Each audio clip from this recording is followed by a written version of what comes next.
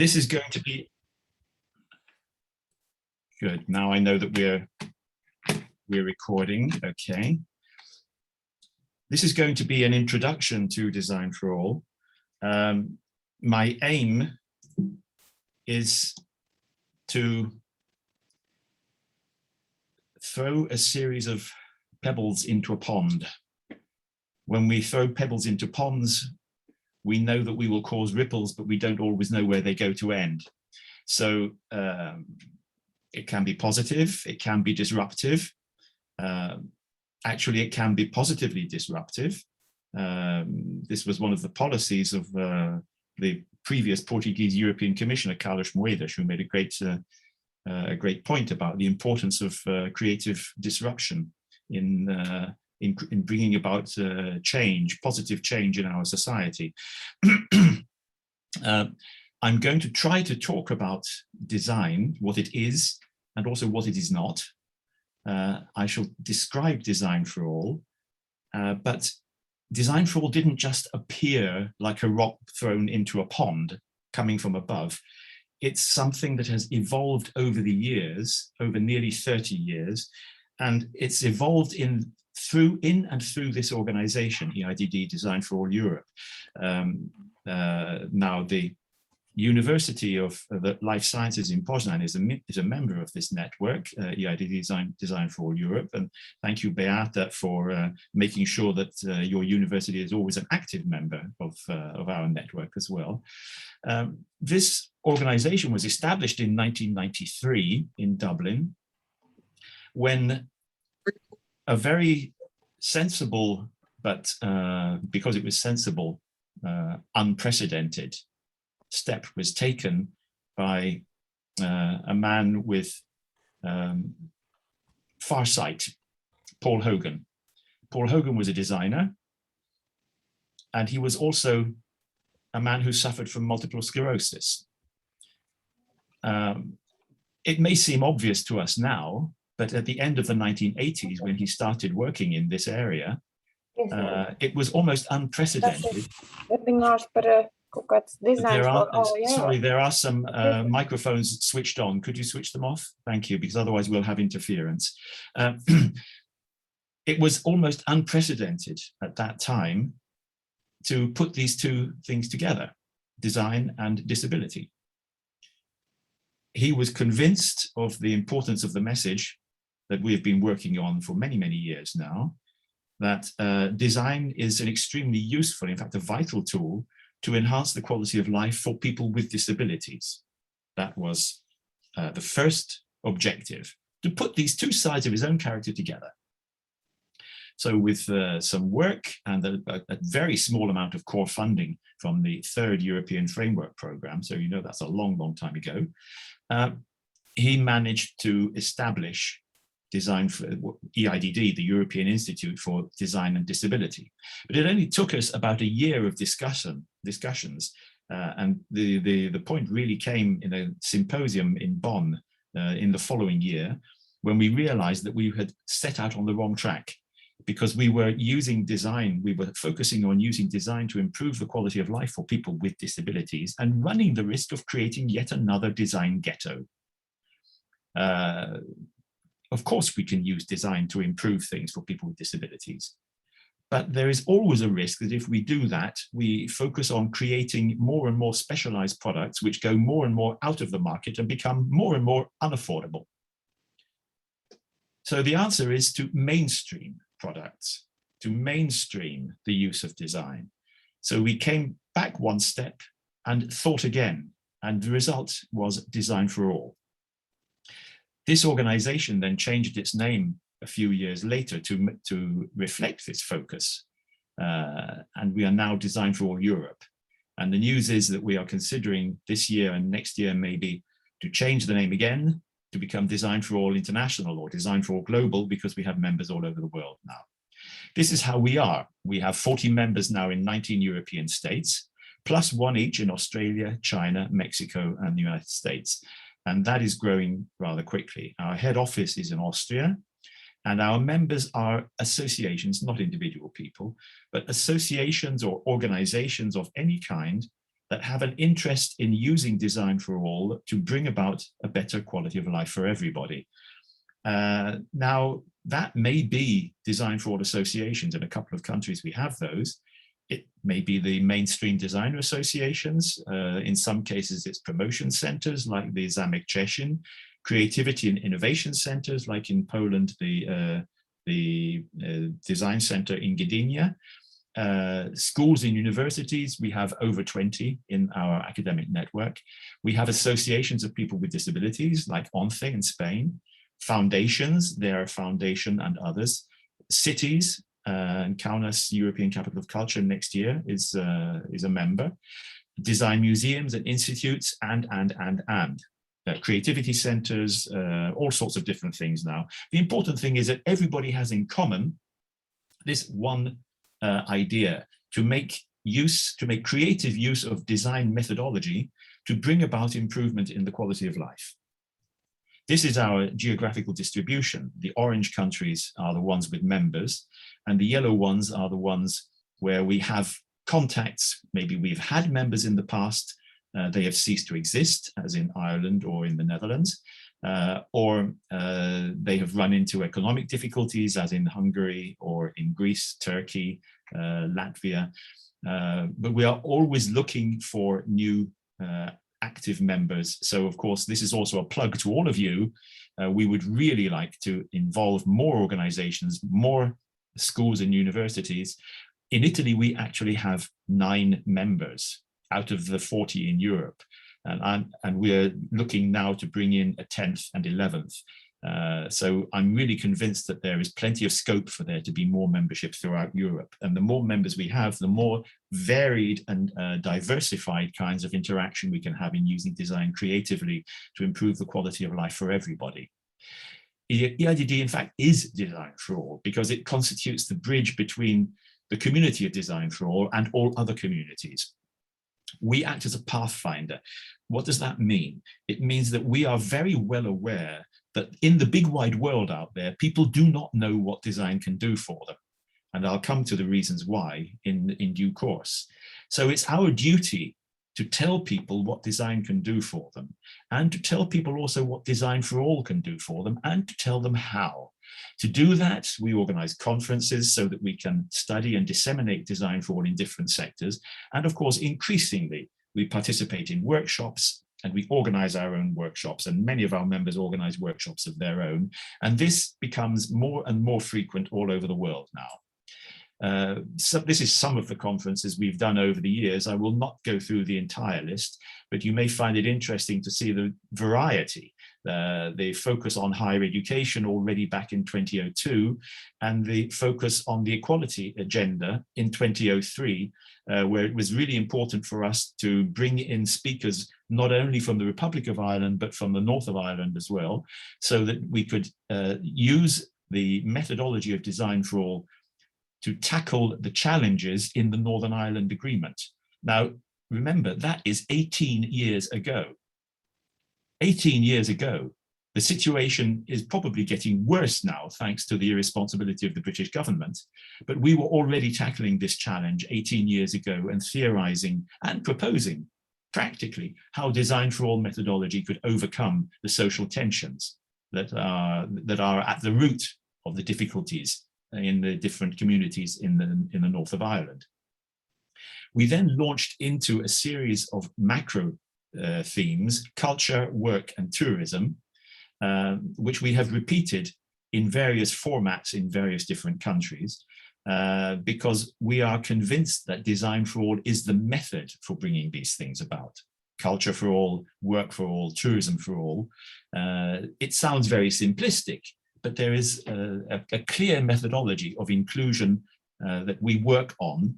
And in fact, of course, it has evolved over the years, because we are not just repeating the same mantra over many, many years, but we adapt with the times. So we've taken this also into European Capitals of Culture, and we've taken it to the Helsinki World Design Capital. We participated in the European Year of Cultural Heritage for All. And in fact, we have our academic network now as well, with over 20 universities and schools around the world. Our current president, Pepetto Di Bucchianico, and myself established the AHFE Conference on Design for Inclusion in the United States in 2016, and the next edition will be in 2022, I believe, in New York. I'm no longer involved in the organization. Pepetto is doing this all the time. Maybe if you're interested, you can ask him more about that when he does his lectures in a couple of weeks' time, in three or 4 weeks' time. We chose the words design for inclusion on purpose because we wanted to embrace all the different aspects, design for all, universal design, inclusive design, but also the focus on design for disabilities. Also the focus on design for very specific disabilities, because we wanted to be as inclusive as possible in this. And so to bring in not only the overarching mainstream approach of design for all, but also the fact that when you have better design for all, you enable people who are much more on the margin to have a more autonomous lifestyle for many, many, many more years than they would otherwise have been able to.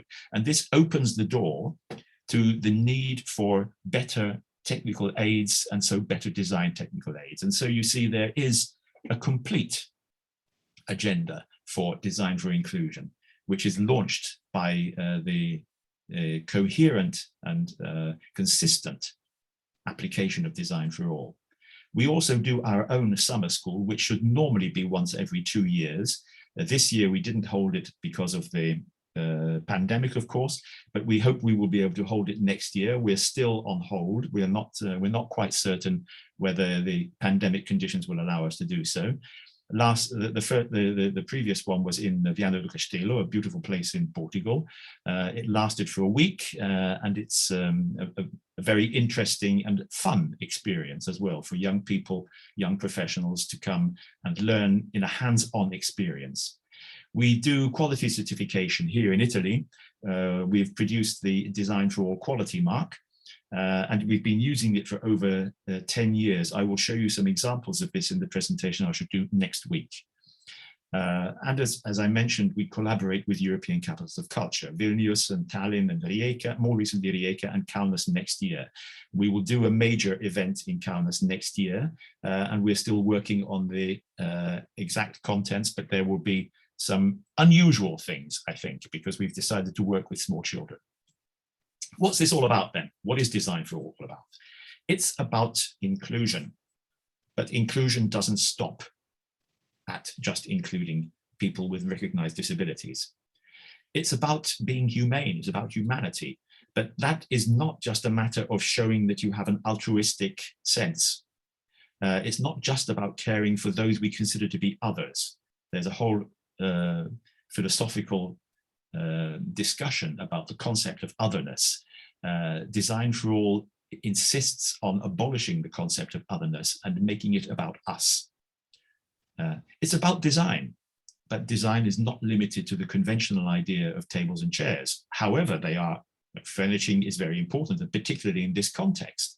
But design is overarching. It goes further than just the product. Design is about culture, but it's not only about art for art's sake. Culture is an awful lot more than just art.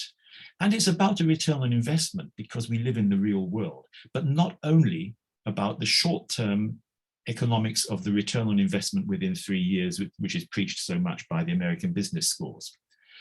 What is this about then? It's about identifying the challenges that face design today and tomorrow. Those challenges are those of increasing human diversity, in fact, and there's no doubt that human diversity is increasing, both in terms of abilities. Better healthcare means that people with diverse abilities live longer and live more autonomous lives.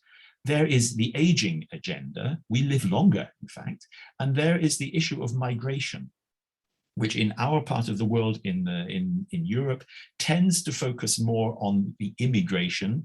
But let's not forget that every time we have an immigrant in our society, that is probably one of the most creative and adventurous people from their own society who is emigrating. And those societies are losing the most creative people, the ones who are most adventurous. It takes a lot of guts to pick yourself up from the Niger Delta in Nigeria trek across Northern Africa and take a boat over to Italy against all the rules and being tortured maybe or raped on the way. And yet those people do it. And if they've got the guts to do that, just imagine how much good they could do to their own countries if they could stay in their countries. So those countries are losing from migration. They're losing their most creative and most adventurous people. I think if we turn the migration situation around and look at what it means for the countries that lose them, we would probably learn to have a different attitude towards it. But design has to face all these challenges. And we have to face them not in watertight containers, but holistically, because the world is holistic. The world doesn't do things in watertight containers. We've just seen the end of COP26, and it's absurd to imagine that we can think about designing better for the aging population without considering the risk of climate change. Just as it's absurd to imagine that we can tackle climate change without considering the aging agenda, the aging population.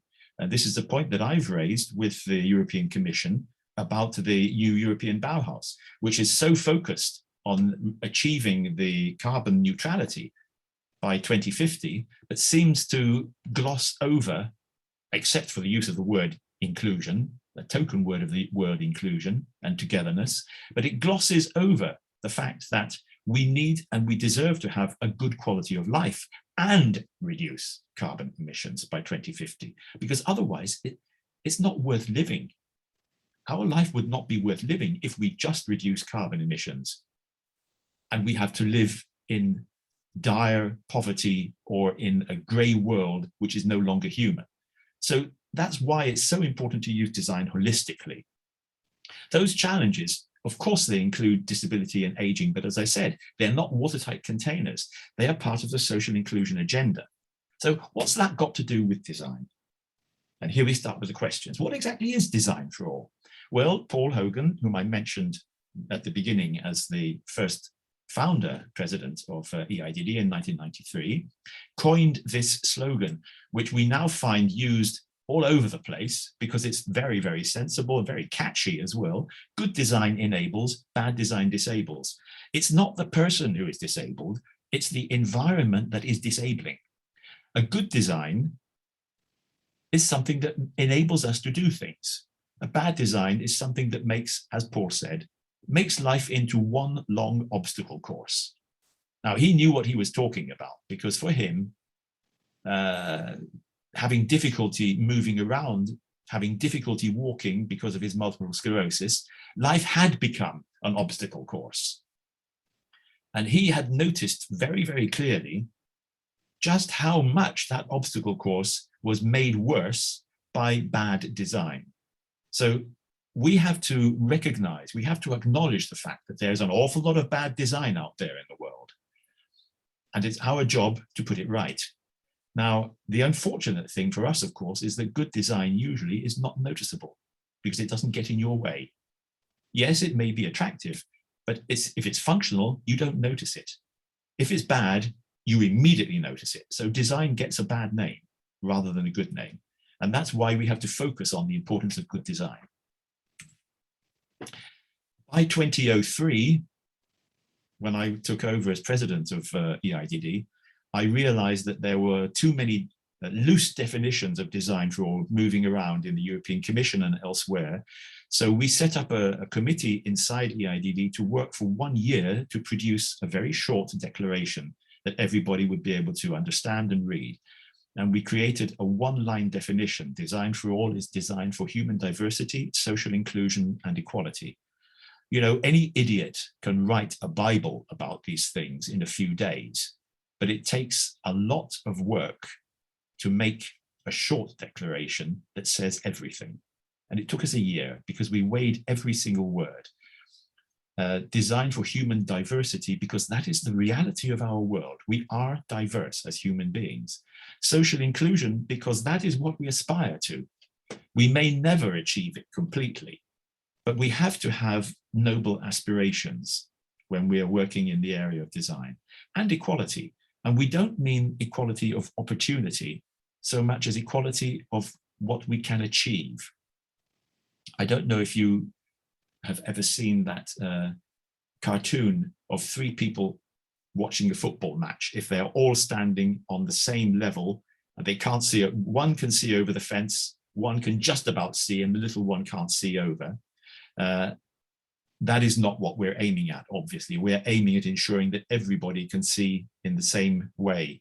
They can see their football match. So we raise people to the same level so that they can all have the equality of result.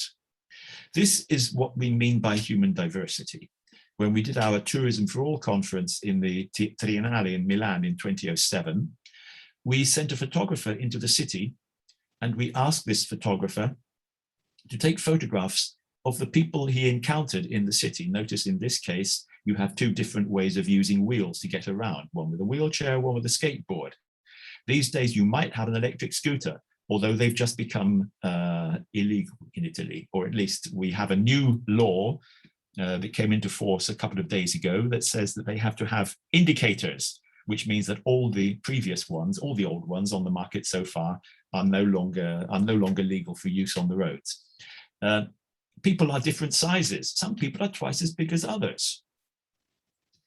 And people are different ages, they come from different ethnic backgrounds, they belong to different social groups, they have a big belly for one reason or another, not always the same reason. These are diversities. Oh, there's on the right-hand side, you see a guy who's using a white stick. Yes, he really is someone who's blind, he's not just pretending. These are diversities in our society, which we no longer even notice. I want you to remember that. Go out into your cities, you see these diversities, we no longer even notice them. And yet our social approach is to consider otherness still. We have absorbed an enormous degree of otherness, and yet we still tend to classify some people as other, whether it's people with disabilities, with visual disabilities, because we don't always realize a person who is deaf or who is blind may not immediately be so evident. So we don't classify them, we don't categorize them instantly as other. But a person who has Down syndrome, trisomy 21, probably would be classified as other. So, you know, there is still some otherness in our perception. It's instinctive. And yet we already have this enormous diversity in our society. And this was 2007, so we're talking 14 years ago. How do we do it, though? It's all very well to talk about designing for all. How do you go about it? Well, the Stockholm Declaration, again, from 2004, says the practice of design for all makes conscious use of the analysis of human needs and aspirations and requires the involvement of end users at every stage in the design process. Now, after 17 years, I would not use the word end users anymore. This is the only word that I would change in the Stockholm Declaration. I would now talk about experiences, because end users are not the only ones who have a valid voice to raise or a helpful voice to raise in the design process. But the important thing is consultation, conversation, and the recognition that design is not just something that happens at the end. It's not just the moment when the designer puts the pen to paper and makes a sketch. It's a process that starts with interrogating the manufacturer, that starts with talking with the manufacturer about the possibilities that the manufacturer has. There's no point in designing a table made of glass if the manufacturer has technologies that use wood. Every designer knows this, and yet I've seen it done. I have seen it done, believe me. I've seen a project that nearly bankrupted a company because a star designer decided to impose the use of bleached wood on a factory that did not have the technology to do it. And, you know, installing the necessary infrastructure to bleach the wood was such a costly business that the company nearly went out of business. They nearly went bankrupt. Now, a good designer will always consider the available technologies and the available resources, the economics, the money that the manufacturer has, and the markets, and all of these things have to be considered by the designer in the design process. All of these people are experiencers, the people who can tell, who can give that help. And the reason, of course, why we have to consult is because experts can't know everything. No two human beings are the same. The expert is actually the one who knows not to know. We also know that people make unexpected use of every design, and also not the same people as were maybe intended to be using it. So unexpected people will make unexpected use of designs in unexpected situations. So we have to try to make allowance for the unpredictable, because human beings are unpredictable. Obviously, that is an open-ended agenda. There will always be things that are completely unpredictable and not taken into consideration. But I would ask you just to remember that when you were children, I bet you played underneath the table. And I bet that everybody plays under the table when you're children. No table is designed to be a playground for children, and yet children play under there. So it's almost predictable. And yet, when we make a table, if we know it's going to be in an environment where there will be children, you better make damn sure that there are no sharp edges underneath that table so the children don't hurt themselves, because that's not a good marketing ploy. And also, even more important maybe, because children are small and they can get in and out, but they want their parents to play with them as well. And there's not much space under there, so the parents may hurt their heads. And like that, you know, on tables will also be used in other ways. Tables were never intended for changing a light bulb. They were never intended for dancing on the table in discotheques or in a nightclub, but they get used that way. So let's remember that there are unpredictable uses. Anybody who thinks that designing a table is just a matter of designing a place where you sit around to eat or discuss has no idea of the reality of humanity, of the unpredictable and sometimes, frankly, stupid things that humans do. But it's no excuse to say, well, that was stupid. It's no excuse at all. The designer is responsible to make sure that the table doesn't collapse if you climb on it, at least if it's going to be in the sort of situation where people may quite feasibly climb on the table to change a light bulb or to dance. The classic design response to identifiable categories, you know, blind people or elderly people or women or is to add on a feature to a standard design. So the idea is to make these products or services or communications accessible to members of that particular category. But the more you do that, of course, it doesn't make any sense. The more you specialize, then the more it costs, the more the extra addition ends up costing, and the more difficult it will be for the people in that particular group to afford it. We had that when we had special versions of software for blind users years ago, until the European Commission stepped in and told Microsoft and Apple that it was enough is enough, because they always used to produce a new version of the Office suite, and then it would take 2 years to make the new version for blind users. And in the meantime, of course, there was another new version of the Office suite. And so blind users were always one generation behind and couldn't catch up. And they had to pay. They had to pay a lot more because these special versions of software were expensive. So the European Commission put a stop to that. And very often we don't realize just how many good things the European Commission has done for everybody. And this has been one particularly important example, I think. Now, all over the world, whenever there is a new version of software, blind users are also included. Another example is the sort of temporary and often quite unstable ramps you see in exhibitions or in cultural heritage venues. And then those dreadful bathrooms with bars all over the place and rigorously white that scream at you, I belong in a hospital. And they're supposed to be for this mythical third gender, the people with disabilities. In economic terms, actually, it's completely nonsensical. There's no point, because when you go to all the lengths of adding on to a standard, you just paint yourself into a corner with more and more expensive solutions. This is how not to do it. It's the Church of the Salute in Venice. I think you'll agree with me that the idea of making access to a cultural heritage venue over an unstable, ugly ramp of this kind defeats all the objects. I'm not convinced that I would feel safe going up there. That's the first thing. It probably is safe, but it still doesn't look safe. It certainly doesn't enhance the visual impression of the cultural heritage.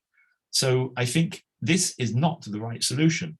What we need to do is to go around the entire building and see if there isn't maybe an entrance at the rear on a different side where we can make a proper ramp without destroying the visual impact of the beauty of this main entrance to the church, and then abolish the entrance for everybody and have everybody go through the same entrance where we have the ramp with equal dignity. Bathrooms can also be accessible and aesthetically pleasing. This is actually it's a hotel bathroom. It's probably not quite perfect. There should be possibly more grab bars installable, but you can roll into that shower, you can roll underneath the sink. And the most important thing, I think, is that with these features, it is an attractive bathroom. It has been designed to be aesthetically pleasing. There is no rule that says that a bathroom that can be used by someone in a wheelchair must necessarily be ugly. And the same thing must apply to all the other areas that we are working in, whether it's furniture, street furniture, wayfinding, whatever. It should always be aesthetically pleasing. And that's what design's function is, to make things aesthetically pleasing and functional. There are two ways that we can look at human diversity. The conventional way has always been, I'm afraid, that it's a problem that has to be solved. And that is repeated by the mantra that we hear about problem solving, design as a system of problem solving. I prefer to think about it as a challenge to creativity and innovation. I have an intense dislike of the idea of problem solving.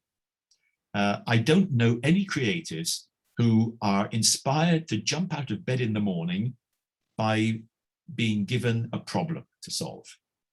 That's the sort of thing that belongs to lawyers. Lawyers solve problems. Creatives like to have a challenge that tells them, give me something innovative.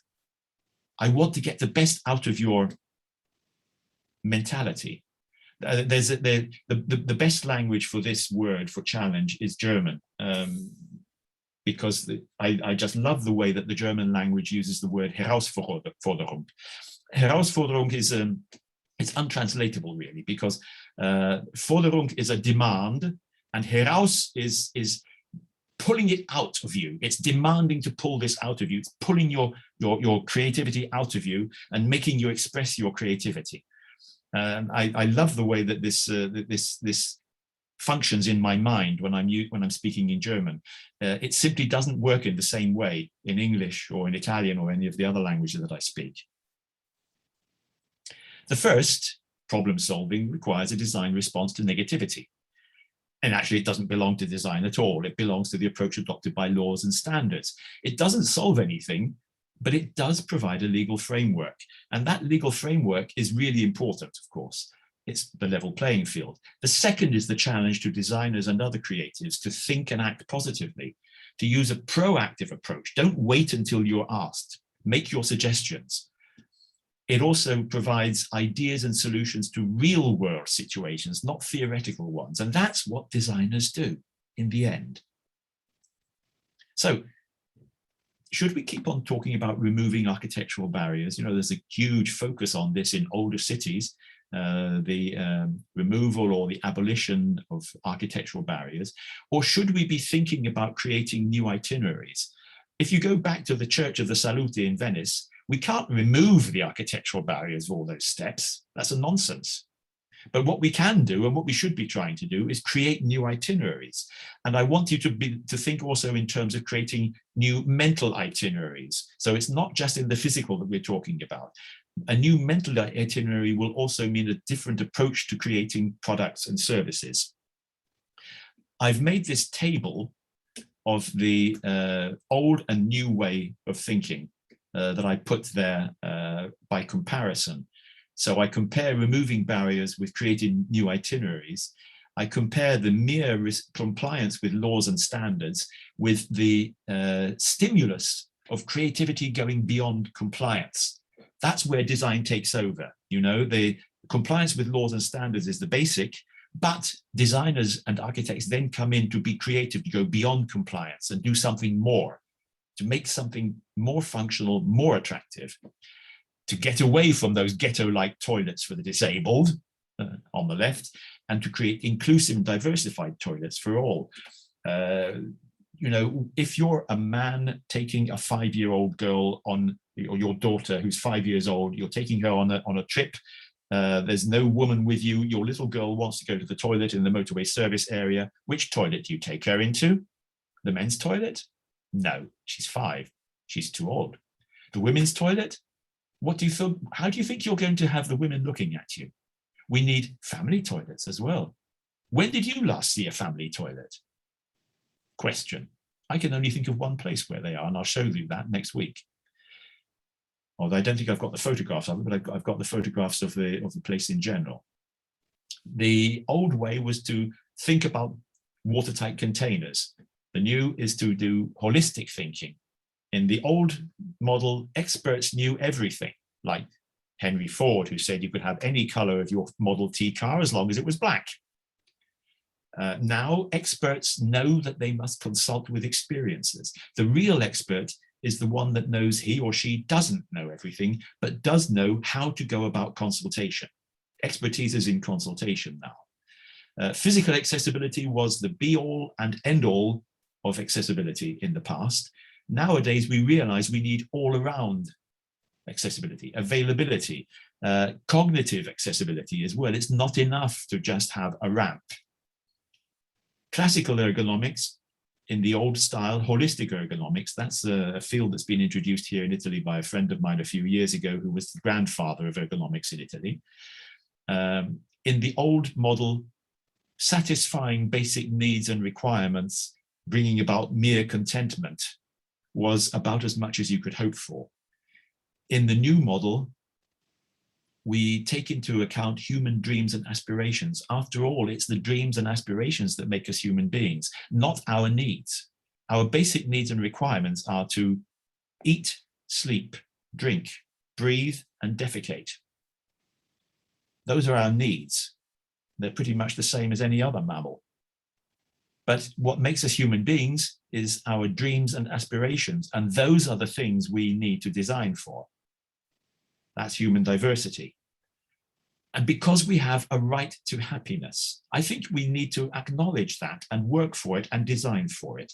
The right to happiness, not just to survive in the grey, drab world of zero carbon emissions that seems to be the mantra these days, but to be happy because we have a positive lifestyle in a world with zero carbon emissions.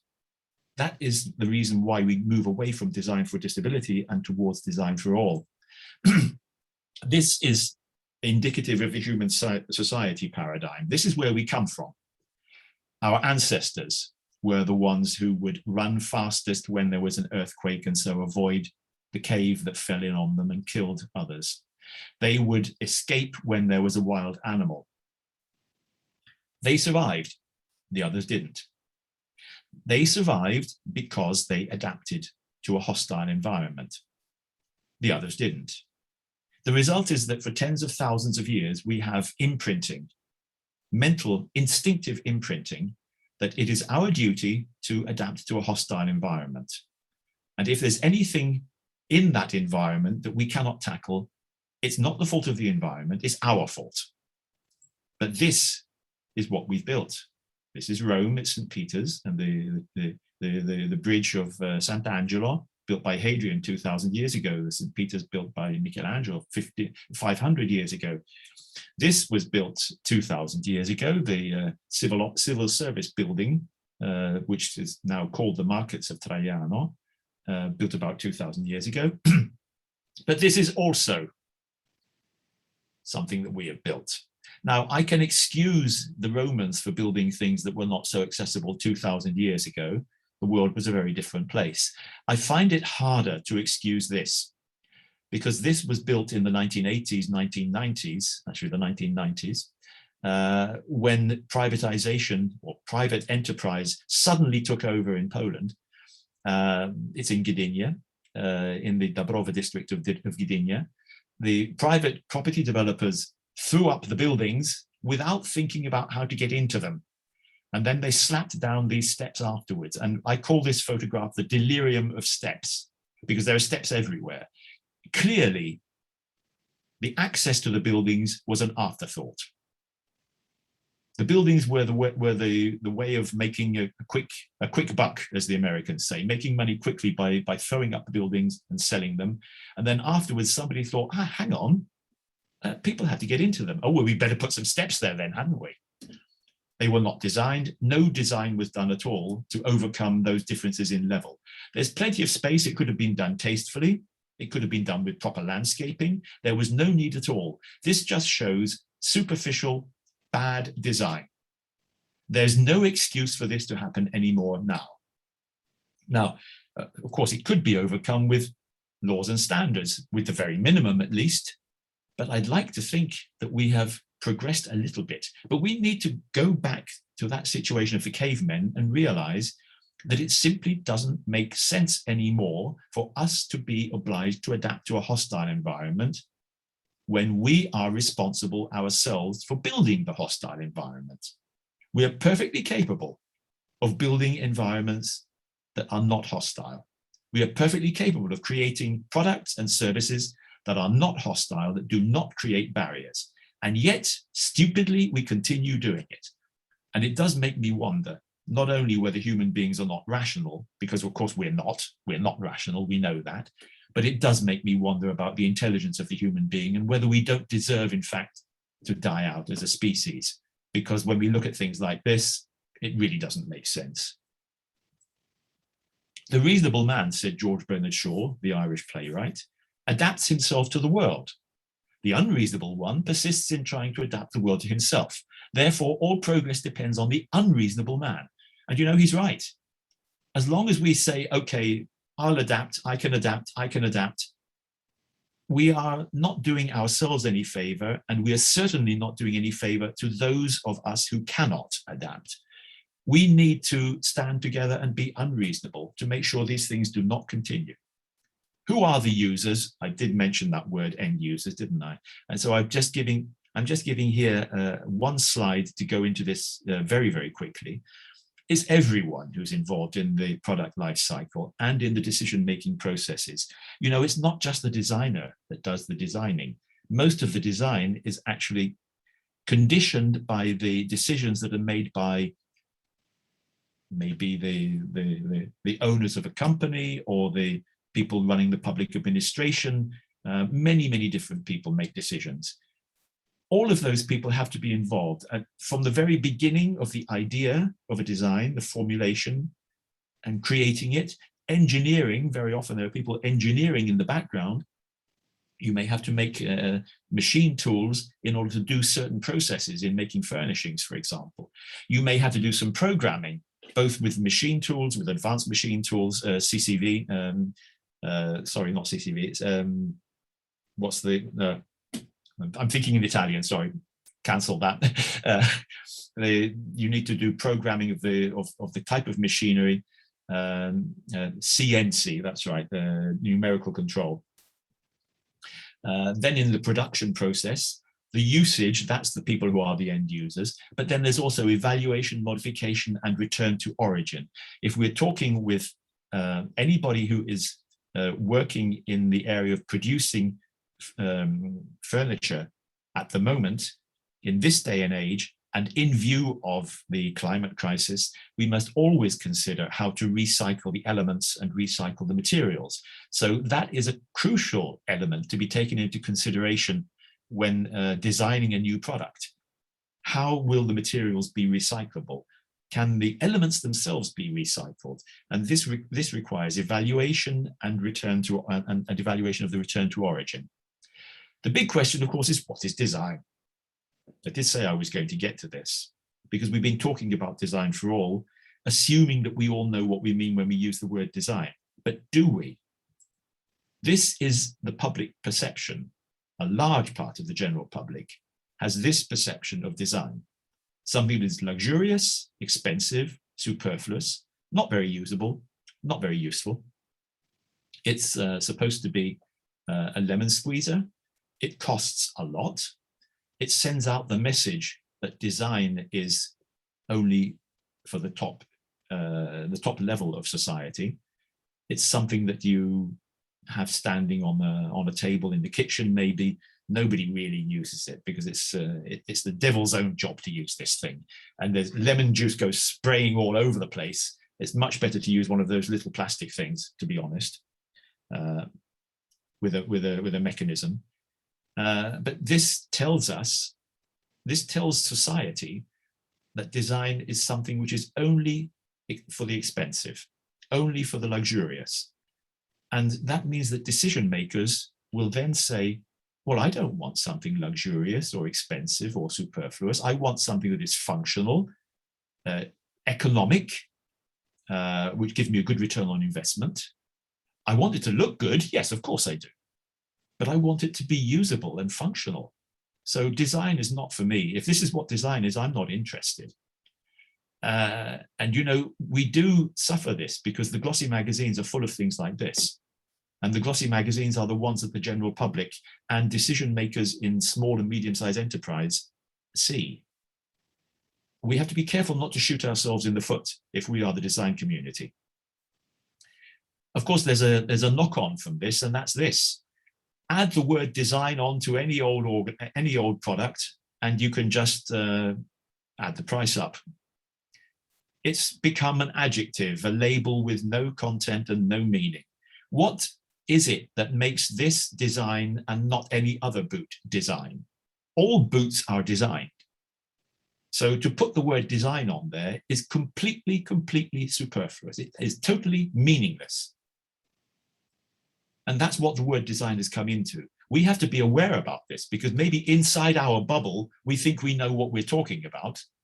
But when we talk with the general public, this is their concept, this or the previous one.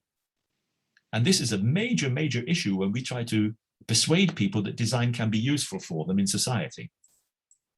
This is the definition in the Oxford English Dictionary, a plan or scheme conceived in the mind and intended for subsequent execution. It doesn't say anything at all about being fashionable or being trendy or being expensive. What it does say is it isolates the intelligence of the human being, the ability of the human being to create an idea in the mind with all the milestones to put that into practice. That is design. Louis Sullivan said it was form follows function. Actually, the advent of technology means that form no longer has to follow function, not so strictly, but it's a good rule to bear in mind anyway. When doing furnishings, it really should still, though. You know, one thing is the technology of a mobile telephone. Furnishing is quite another matter. If it looks like a chair, it should function as a chair. If it looks like a chair, you should damn well be able to sit on it in safety and comfort. And if not, there's something very wrong. Herbert Simon defined it as the transformation of existing conditions into preferred ones. So you take the way things are now and you make a transfer into the way you would like the world to be.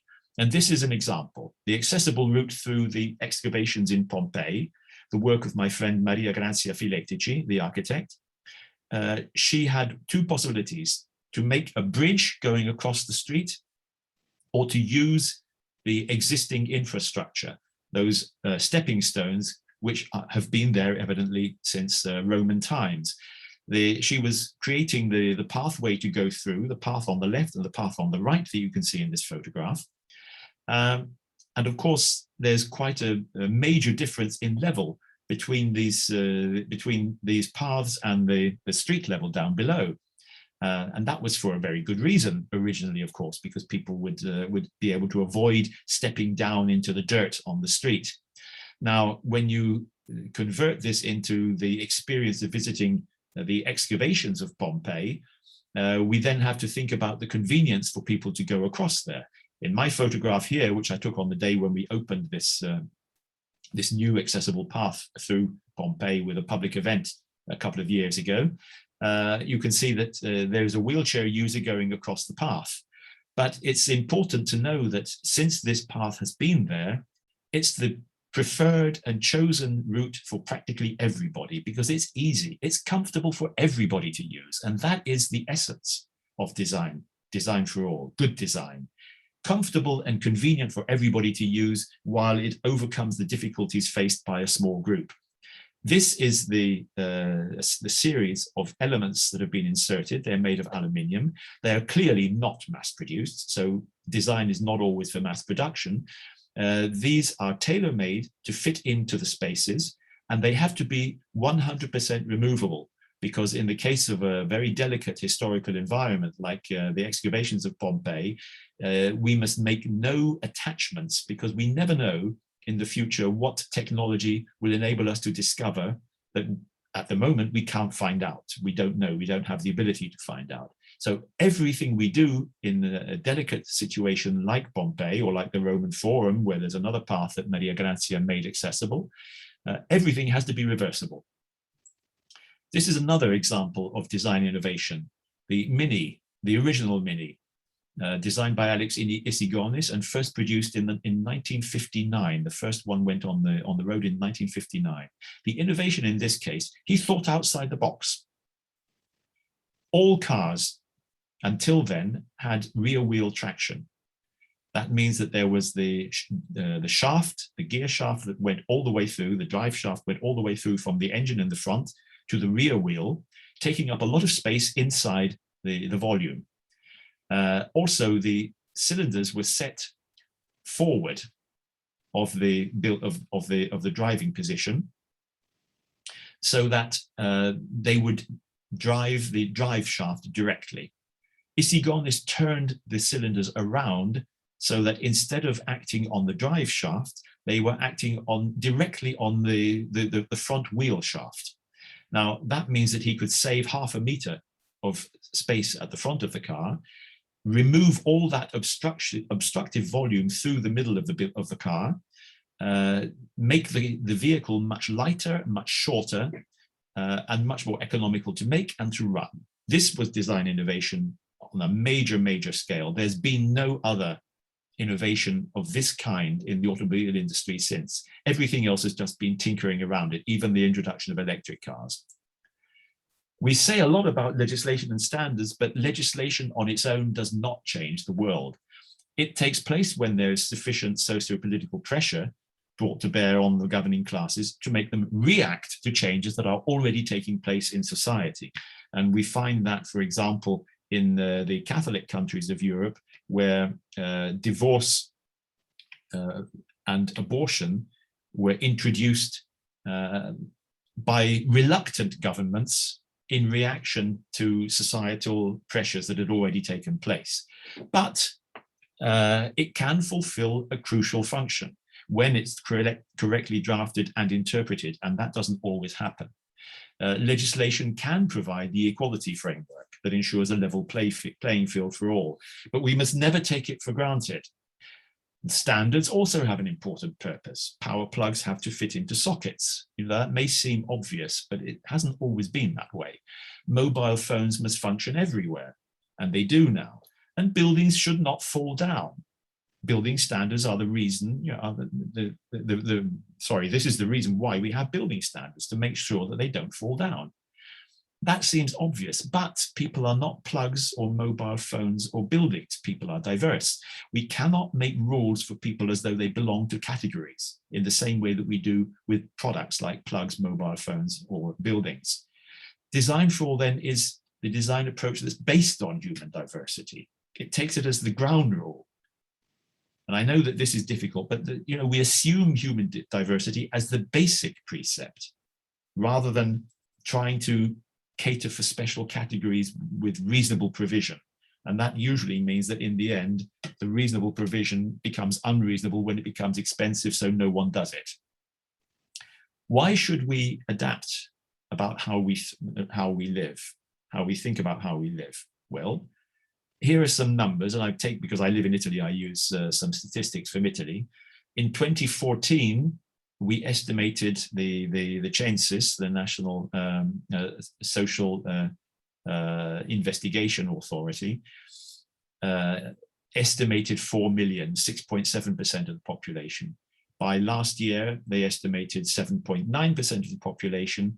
And by 2040, they estimate 10.7% of the population.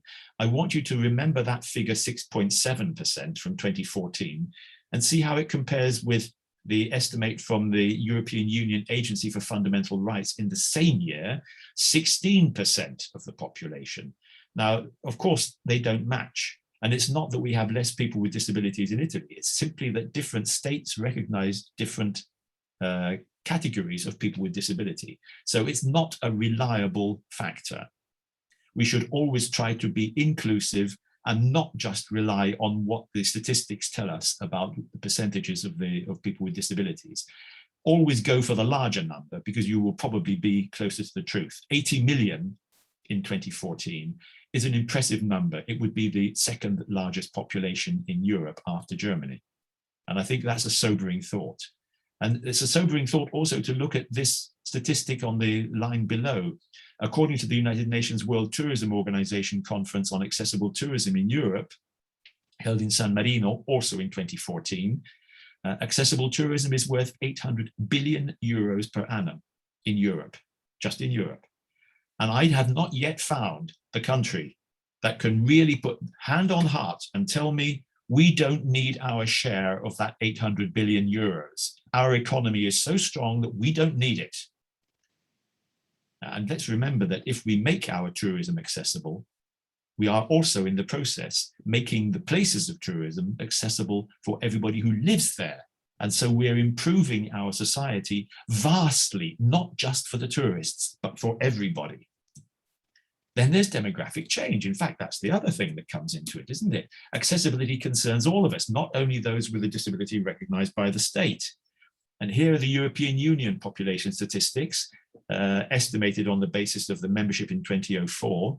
From 2004 to 2050, practically no change in the overall population, 450 million, but a drop of 52 million in the working age population, and a drop of 3 points in the children, the elderly going up by 59 million. This is where it begins to interest us with the BaltSe, from 16.4 to 29.9% of the population.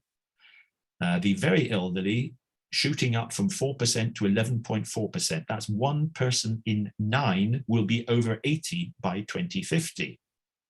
And we are not ready for it. Frankly, we are not ready for it.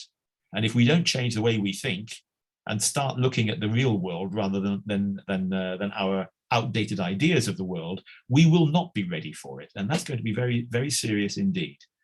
The elderly dependence ratio, you get that by taking the percentage of the elderly, the 16.4%, as a percentage of the working age population, 67.2% in the 2004 column.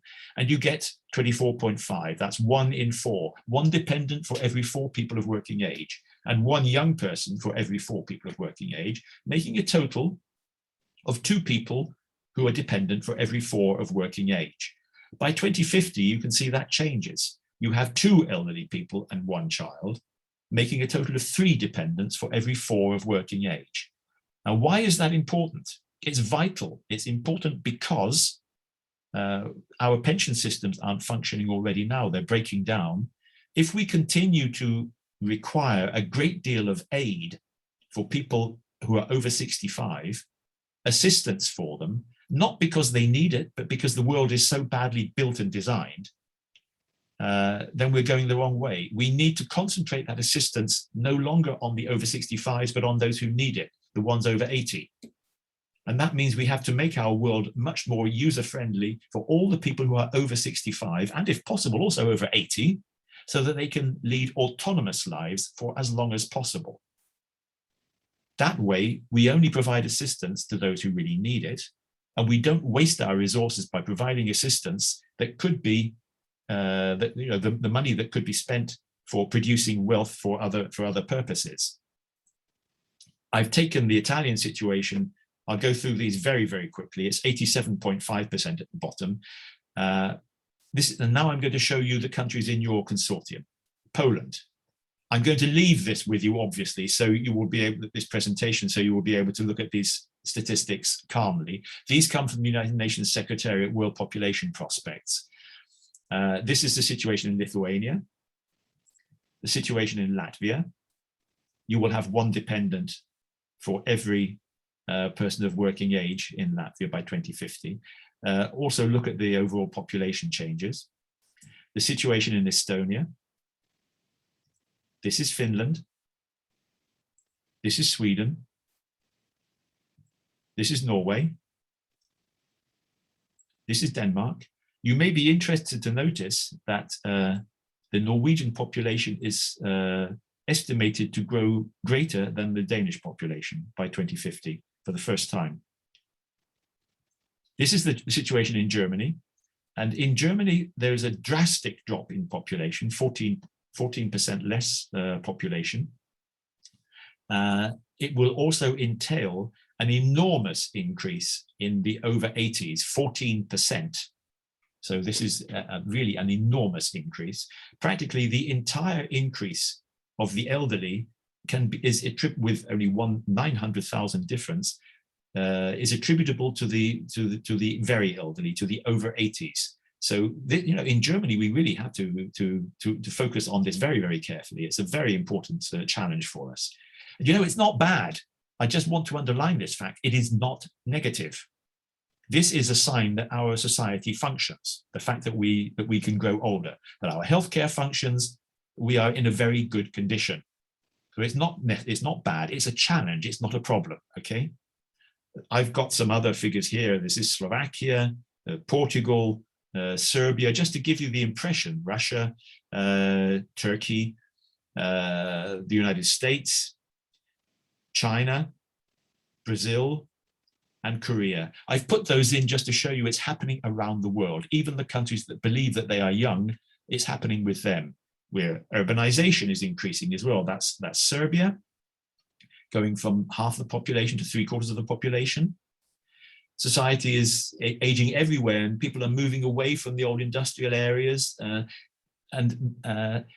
they're moving into the cities, unfortunately. But we really have to try to keep them in the countryside as well.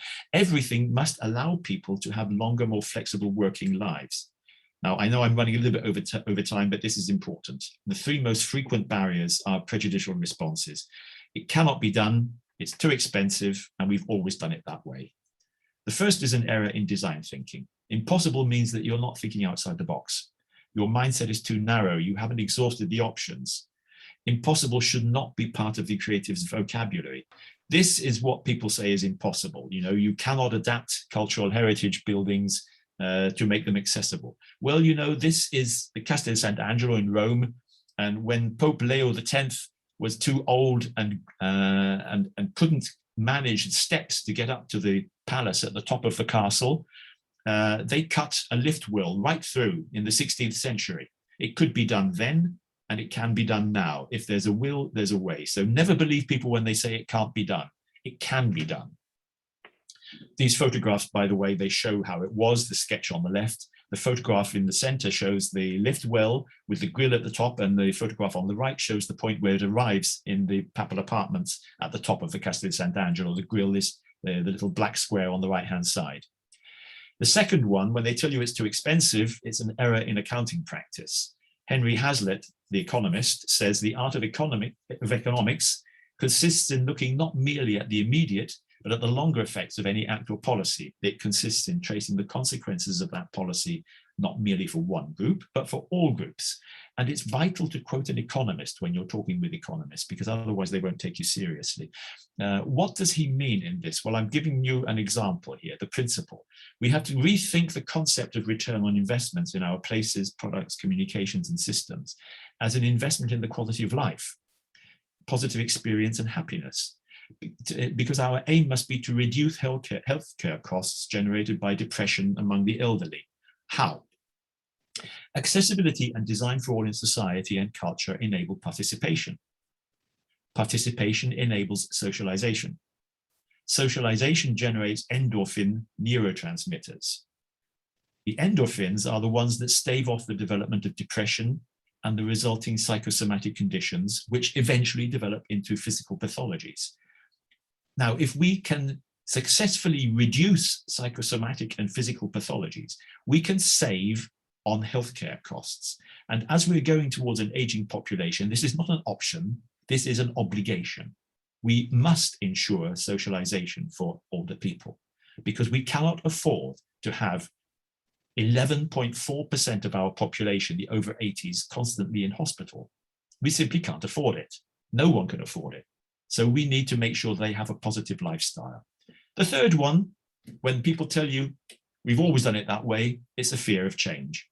It's intrinsically conservative and it's the opposite of innovation. But we must respect people's fear of change in a world that changes so quickly that they have a right to be afraid. We need to come together with them and talk with people so that we show them that there's no need for them to be afraid. We shouldn't just take an elitist attitude to people who are afraid of change. And that is the end of my presentation. Sorry, I've got a little bit over time, but